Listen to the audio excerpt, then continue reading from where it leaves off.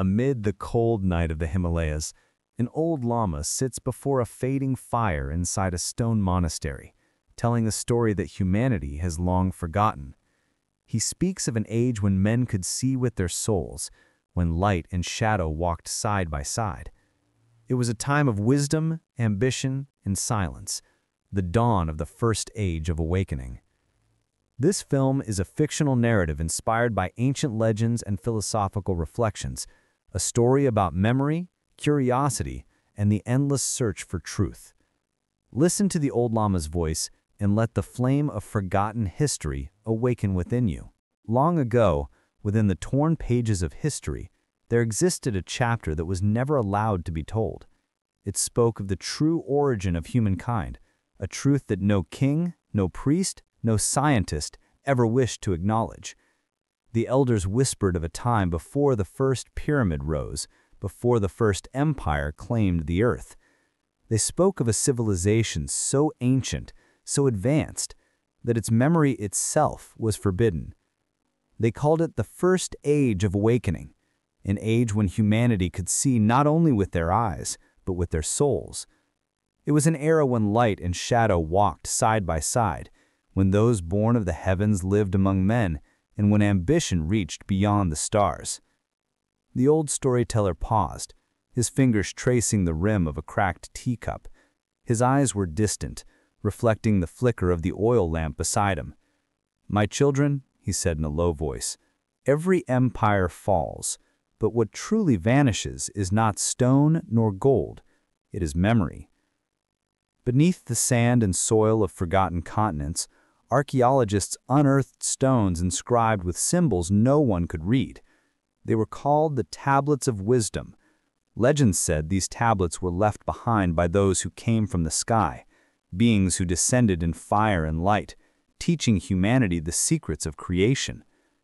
When the moonlight touched those stones, the symbols shimmered like breathing silver. It was said that anyone who could decipher them would uncover the hidden history of the human soul and learn why we were never meant to remember. Someone once tried. A young scholar hungry for truth discovered a fragment of one tablet deep inside a cave in Tibet. When his fingers brushed its surface, the stone came alive, and a voice echoed within his mind. "You have reopened the gate of the sealed ones." From that moment, the scholar was never the same. He began hearing whispers in the wind, messages from beyond the stars. Each night he wrote what he heard, and the more he wrote, the stranger the words became.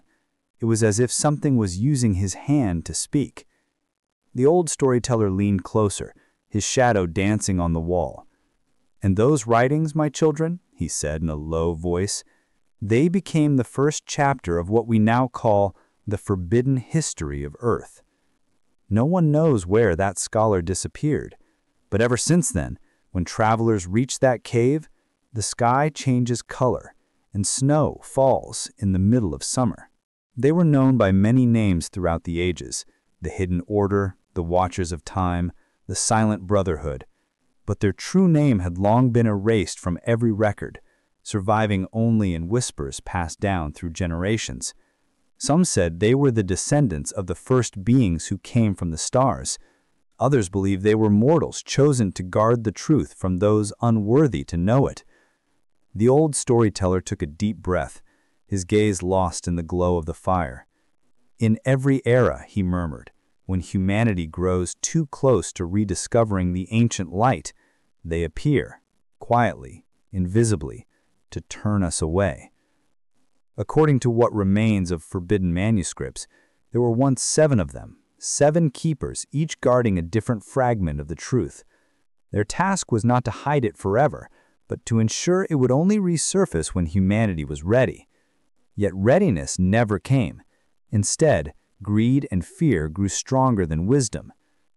One of the keepers, known in the oldest tongue as Ra-Tor, betrayed his oath. He believed mankind had waited long enough, that the secrets of the stars belonged to all. In the depths of the Himalayas, he opened a gate that was never meant to be opened. What emerged from that gate was not divine light, but a storm, a rift in reality itself. The wind carried voices that spoke in 1,000 forgotten languages. Villages vanished, mountains cracked, and the stars above flickered as if something vast and ancient had turned its gaze upon the earth. The other keepers acted swiftly. They sealed the rift using the same energy that had once shaped the world. But such a seal required a sacrifice, a life willingly given. Ra-Tor offered his own, binding his essence to the barrier between worlds. They say his heart became the first crystal of power, a relic known as the Heart of Silence. Even now, it lies hidden beneath stone and time, pulsing faintly like a sleeping ember, waiting for the day it will awaken again. The storyteller's voice grew softer, almost trembling. The keepers vanished after that.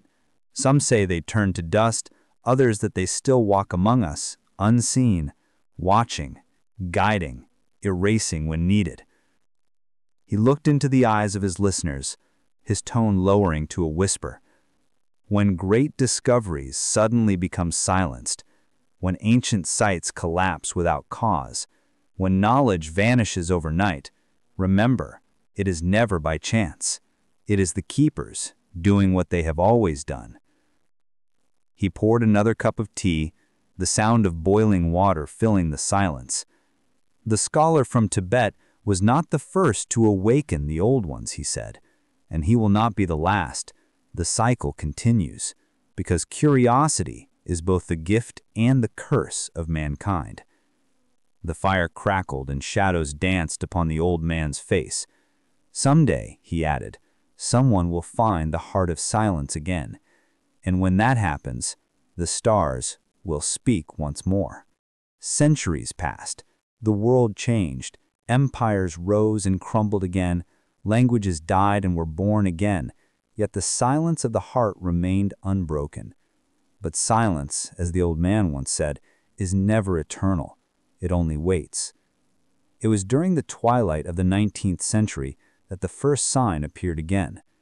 In the quiet mountains of Mongolia, shepherds began to speak of a sound beneath the earth, a faint rhythmic hum, like a heartbeat deep below the rock. Animals refused to graze nearby, compasses spun aimlessly, and at night the stars above seemed to flicker in patterns no astronomer could explain. An expedition was sent, led by a man named Dr. Elias Corvin, a linguist obsessed with the tablets of wisdom. He carried with him the last surviving sketches of the forbidden symbols found in Tibet, the very ones linked to the vanished scholar. Corvin believed that if the symbols were recited in a certain rhythm, they could awaken the dormant energy once sealed by the keepers. For weeks they searched, guided only by the strange hum. Until one night, under a blood-red moon, they found a cavern unlike any other. The walls glowed faintly, pulsing like veins of light, and at the center of that vast chamber, half buried in crystal, was something that seemed to breathe, a heart made of stone, beating slowly in the dark. When Corvin approached, the hum turned into a whisper. It called his name. No one else could hear it, but his face grew pale, his hands trembling as if seized by invisible strings. He began to speak, not in English, nor Mongolian, nor any human tongue. The sound that came from his mouth was old, raw, like the cracking of the earth. His companions tried to stop him, but the light engulfed them. They were found days later, miles away from the site, with no memory of what had happened, their eyes glassy, their minds empty. Only Corvin was never seen again. But weeks later, villagers across the steppe began to report the same dream. A dream of an old man standing beneath a crimson sky, whispering in forgotten words, his eyes glowing with light. The scientists called it mass hysteria. The monks called it prophecy. But those who still remembered the ancient warnings knew the truth. The heart of silence had begun to stir once more. Somewhere deep beneath the ice and soil, the seal that Ra-Tor forged with his life was fracturing. And from the crack, a voice began to rise, faint at first, then stronger with each night. The voice said the storyteller, his tone barely above a whisper.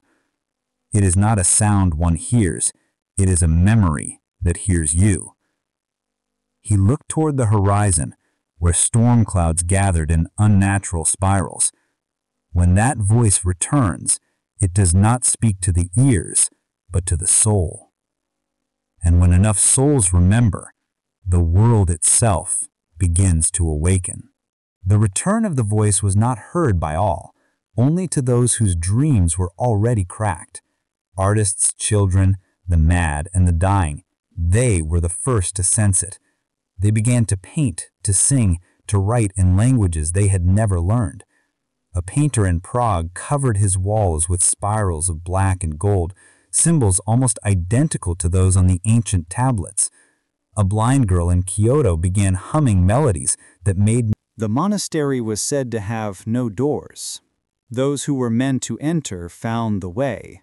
Those who were not saw only stone. Inside, the air shimmered with a strange resonance, as if the very walls remembered. The monks spoke little. Their chants were low, almost like breathing. In their deepest chamber hung a tapestry of silver thread, depicting 7 figures standing beneath a circle of stars. The oldest monk called it the record of the keepers. When Leora arrived, guided only by dreams, they were waiting. She did not speak, nor did they.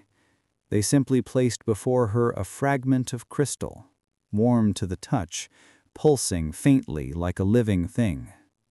As she held it, the walls began to vibrate. The monks knelt, murmuring a single phrase in unison: "Memory returns." At that moment, Leora saw visions not of this world. A vast city of light submerged beneath an ocean, beings of translucent form walking among men, a sky split open by a voice too immense to comprehend. And then she understood. The crystal she held was not a relic, it was a fragment of the heart of silence, and it had chosen her. The storyteller's voice grew hoarse, each word carrying the weight of years. When the heart chooses, it does not ask if you are ready. It remembers through you. From that night on, the stars began to hum again, their light bending subtly toward the east. The awakening had begun, and no one, not even the keepers, wherever they were, could stop it. He had been hiding for lifetimes. Names changed, faces faded, but his burden never did.